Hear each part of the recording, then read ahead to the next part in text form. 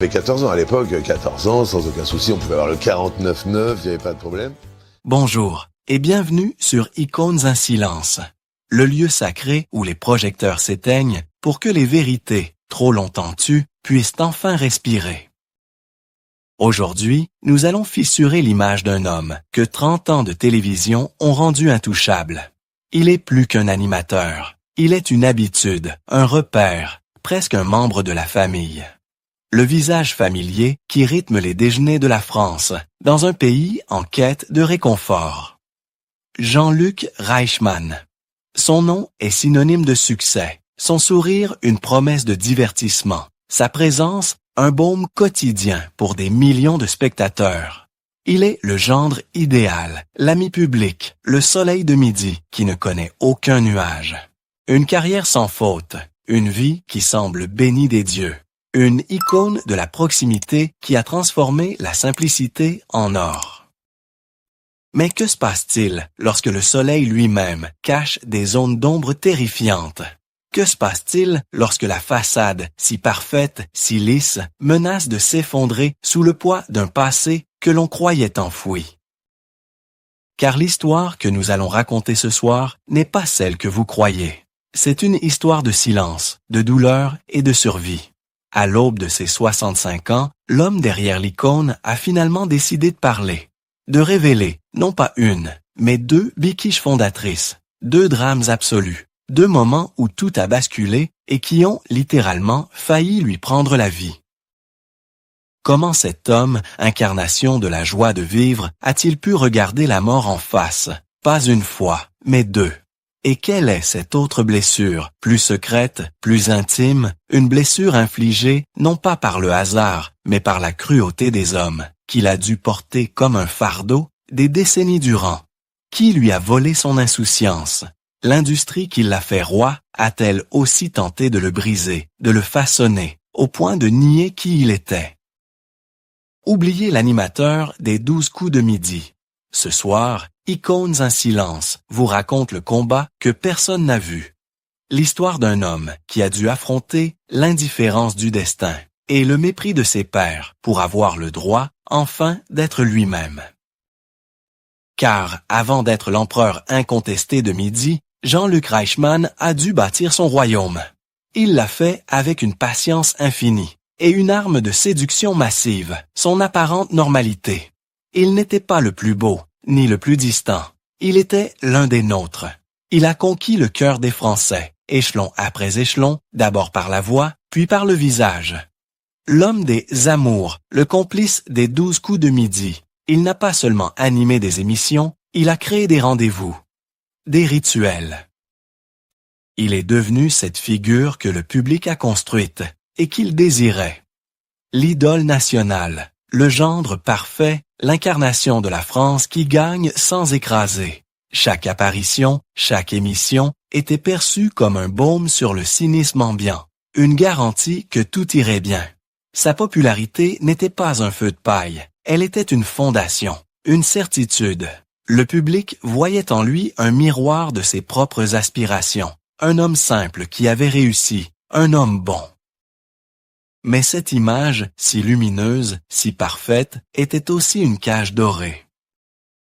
Pendant que des millions de personnes voyaient en lui l'ami idéal, l'homme sans faille, lui continuait de mener un combat intérieur. Un combat invisible, car pour en arriver là, pour simplement avoir le droit d'être à l'antenne, il avait dû accepter l'inacceptable. Il avait dû se plier aux diktats d'une industrie qui chérit la perfection et qui ne pardonne aucune différence. Le sourire qu'il offrait à la France était sincère, mais il était aussi un masque poli par la souffrance, un bouclier forgé dans le silence de ses premières blessures. Pendant que la France riait avec lui, lui se battait encore contre ses propres démons. La première biquiche n'a pas de date, pas d'heure, elle est née avec lui. C'est une ombre qui s'est posée sur son visage dès le premier jour. Une marque que la médecine appelle un angiome, mais que la cruauté de l'enfance va transformer en stigmate. Car, avant d'être Jean-Luc Reichmann, il a été, pour les autres, simplement la tâche. T'as une tâche, pistache. Les mots sont enfantins, mais la blessure est profonde, elle est fondatrice. C'est la première épreuve, la première confrontation au regard de l'autre, ce miroir impitoyable qui vous définit avant même que vous n'ayez pu dire un mot. Cette tâche, ce n'est pas seulement une différence physique, c'est un drame psychologique permanent. C'est l'humiliation silencieuse dans la cour de récréation, c'est le doute constant, c'est la conviction intime, terrifiante, qu'on est indigne d'être aimé, indigne d'être regardé. C'est la première mort. La mort sociale. Le jeune Jean-Luc apprend alors à se cacher, non pas physiquement, mais mentalement. Il développe une armure, cette joie de vivre, cette exubérance, qui n'est pas feinte, mais qui est aussi une arme de défense. Une façon de dire, regardez mon énergie, n'écoutez pas ma blessure. Mais le système, l'industrie du divertissement qu'il rêve de conquérir, est encore plus cruel qu'une cour d'école. Quand il arrive à Paris, plein d'ambition, cette tâche devient son véritable ennemi. On ne lui parle pas de son talent, on ne lui parle que de ça. Les directeurs de casting, les producteurs, ces hommes en costume qui décident des destins, sont formels. Avec ça sur le nez, Jean-Luc, vous n'irez nulle part. Vous ne ferez jamais de télévision. Cachez-moi ça. Alors commence la deuxième humiliation. L'exploitation. La perte de soi. Pour avoir le droit d'exister à l'écran, il doit s'effacer, il doit se plier. On le force à porter des couches épaisses de maquillage, un fond de teint pâteux, infâme, qui doit dissimuler ce que l'on ne veut pas voir. Chaque matin, avant chaque émission, c'est le même rituel de négation. On lui vole son visage, on lui vole son identité. Il devient un produit acceptable, une image lissée, conforme aux standards d'une époque qui ne supporte pas l'imperfection. Il sourit à la caméra, mais derrière le phare, sa peau et son âme étouffent. C'est une mort professionnelle, une mort artistique. Il est là, mais ce n'est pas lui. Et puis, il y a l'autre Bikitch, la brutale, celle qui ne prévient pas. Nous sommes en 1984. Jean-Luc a 24 ans. Il n'est pas encore l'icône. Il n'est qu'un jeune homme plein de vie, qui roule à moto sur une route de campagne. Et soudain, c'est le choc. La violence pure. Une voiture le percute de plein fouet. Son corps est projeté, brisé. Le diagnostic est terrible. Polytraumatisé, la rate éclatée, de multiples fractures. Mais le pire, c'est le silence. Le cerveau, pour se protéger de l'insupportable, s'éteint. Jean-Luc Reichmann tombe dans un coma profond. Pendant 18 jours, il est suspendu entre deux mondes. 18 jours où la France, qui ne le connaît pas encore, ignore qu'un de ses futurs soleils est en train de s'éteindre.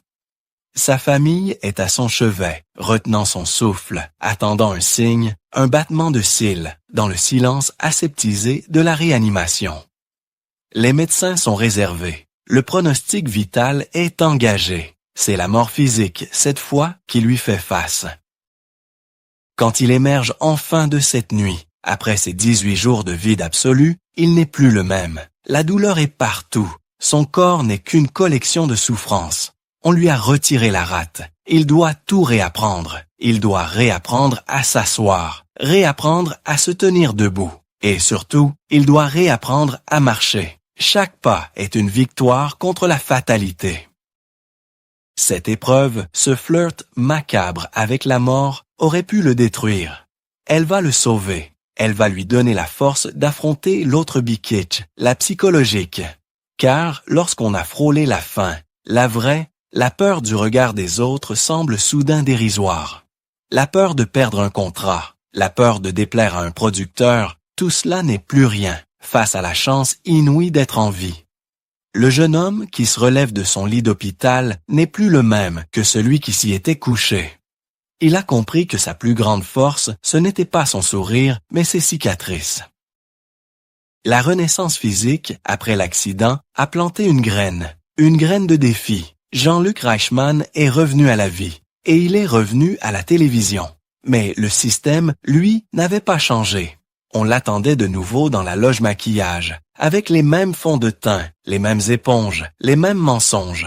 On voulait qu'il redevienne l'homme d'avant, l'homme sans tache, mais l'homme d'avant était mort sur cette route de campagne.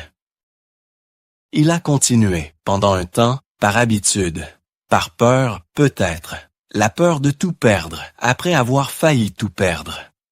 Mais le malaise grandissait. Chaque coup de pinceau sur son visage était une insulte à sa survie. Chaque matin, en se regardant dans le miroir, il voyait l'homme qui avait survécu au coma, être effacé par l'homme qui avait peur des directeurs de production. C'était devenu insupportable. Le silence, ce n'était plus seulement le regard des autres. C'était sa propre complicité. Et puis, un matin, le silence s'est rompu. Il n'y a pas eu de grand discours, pas de conférence de presse, juste un acte, simple et définitif. Il est arrivé sur le plateau, comme tous les jours. Il est entré dans sa loge, et il a regardé le pot de maquillage. Il a regardé l'éponge, et il a dit non. Non, pas à la maquilleuse, mais à lui-même. Non au système qui l'avait nié. Il est sorti de sa loge. Sans phare, son visage nu pour la première fois. Il s'avança vers le plateau sous les lumières crues. Un silence se fit. Les techniciens levèrent dans les yeux. Les producteurs, dans la régie, durent netâter s'étouffer avec leur café. C'était un acte de rébellion pure. Un défi lancé, non pas avec colère, mais avec une force tranquille. La force de celui qui n'a plus rien à perdre, parce qu'il a déjà failli mourir.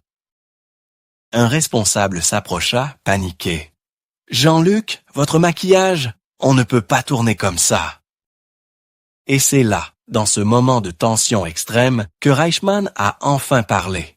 Il n'a pas nommé une personne, ni deux. Il a nommé le système. Il a regardé le producteur, l'incarnation de cette industrie qu'il avait forcé à se cacher. Et il a dit calmement, « C'est ça, c'est mon visage. C'est ce visage-là qui a failli mourir. Et c'est ce visage-là qui animera l'émission aujourd'hui. C'est ça, ou c'est rien. » Ce fut sa libération. Ce jour-là, l'industrie a dû faire un choix. Miser sur le talent d'un homme vrai, ou garder ses règles absurdes et perdre l'animateur qui commençait à séduire la France. L'industrie a cédé. Le public, lui, a non seulement accepté, mais il a adoré. Cette tâche que l'on avait voulu effacer est devenue sa signature, sa force. En brisant le silence, il n'avait pas seulement sauvé son âme. Il avait ouvert la porte à tous ceux qui étaient différents.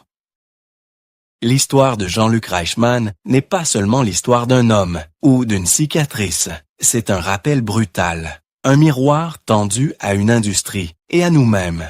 Derrière chaque icône, derrière chaque sourire figé pour la caméra, il y a un être humain. Un être avec ses failles, ses doutes et ses propres batailles silencieuses. Son parcours nous interroge sur le prix que nous exigeons de ceux que nous admirons. Quelle est cette obsession de la perfection qui pousse l'industrie du divertissement à vouloir lisser, effacer et nier tout ce qui est différent? Combien d'autres talents, combien d'autres voix ont été brisés ou réduits au silence, simplement parce qu'ils ne rentraient pas dans le moule? Et si, au lieu de leur demander de cacher leurs blessures, nous les avions célébrés comme des preuves de leur humanité? Sommes-nous enfin prêts, en tant que public, à écouter, avant que les lumières ne s'éteignent pour de bon? L'histoire de Jean-Luc Reichmann est celle d'un homme qui a dû frôler la mort physique pour trouver la force de refuser la mort psychologique que le système lui imposait. Il est le symbole de ces voix oubliées, de tous ces artistes que l'on a forcés à porter un masque pour avoir le droit d'exister. Aujourd'hui, l'homme au visage nu n'est plus seulement un animateur, il est un message d'espoir pour tous ceux qui luttent dans l'ombre. Comme il l'a lui-même résumé bien des années plus tard, dans une phrase qui résonne comme une victoire définitive. On a voulu faire de ma différence une faiblesse. J'en ai fait ma plus grande force. Je n'avais pas besoin qu'ils me pardonnent d'être moi. J'avais besoin de me pardonner à moi-même d'avoir voulu leur plaire.